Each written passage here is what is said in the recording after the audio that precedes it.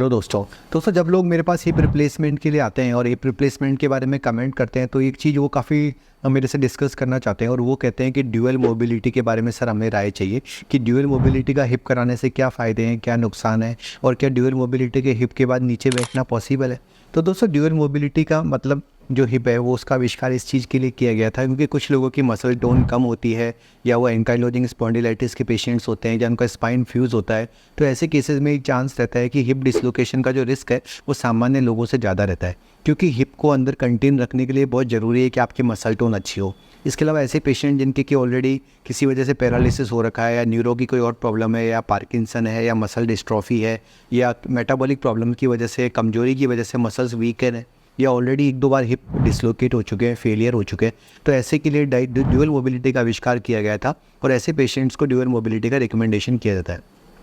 लेकिन सामान्य तौर पे हर पेशेंट के लिए ड्यूअल मोबिलिटी का इंडिकेशन नहीं किया जाता दोस्तों, क्योंकि ऐसा नहीं है कि हर आदमी को ही ड्यूअल मोबिलिटी का हिप का उपयोग करना चाहिए और ड्यूअल मोबिलिटी के हिप की जो कॉस्ट है वो काफ़ी ज़्यादा आती है। तो उसकी वजह से मेरा सजेशन ये रहता है कि सेलेक्टेड केसेस में ही ड्यूअल मोबिलिटी का प्रयोग करना चाहिए। और दोस्तों अगर हिप का वर्जन सही नहीं है तो ड्यूअल मोबिलिटी भी डिसलोकेट हो सकता है। ऐसी कोई बात नहीं है कि ड्यूअल मोबिलिटी का भी डिसलोकेट नहीं होगा, एक एडिशनल सपोर्ट आप इसको मान सकते हैं। और हिप रिप्लेसमेंट के बाद शुरू के 6 महीने साल भर तक नीचे ना बैठने की सलाह इसीलिए दी जाती है ताकि पूरे जो सॉफ्ट टिश्यू का एनवेलप है वो अच्छी तरह हील हो जाए, कैप्सूल अच्छी तरह हील हो जाए, ताकि अगर आप बाद में नीचे बैठने की कोशिश करें तो भी डिसलोकेशन का चांस ना रहे। लेकिन अगर आपने ड्यूअल मोबिलिटी हिप लगा लिया है और उसके बाद आप बहुत जल्दी यानी 1-2 महीने के अंदर ही नीचे बैठने की कोशिश करते हैं तो इस चीज़ के हाई चांसेस हो सकते हैं कि आपका हिप डिसलोकेट हो जाए। तो मेरी इस वीडियो के द्वारा यही मैं आपको मैसेज देना चाहूँगा कि एक तो जब ड्यूअल मोबिलिटी का हिप कराएं तो आप डॉक्टर से पूछें कि सर इसके स्पेसिफिक इंडिकेशंस क्या हैं, यानी मुझे क्यों ड्यूअल मोबिलिटी की आवश्यकता पड़ रही है।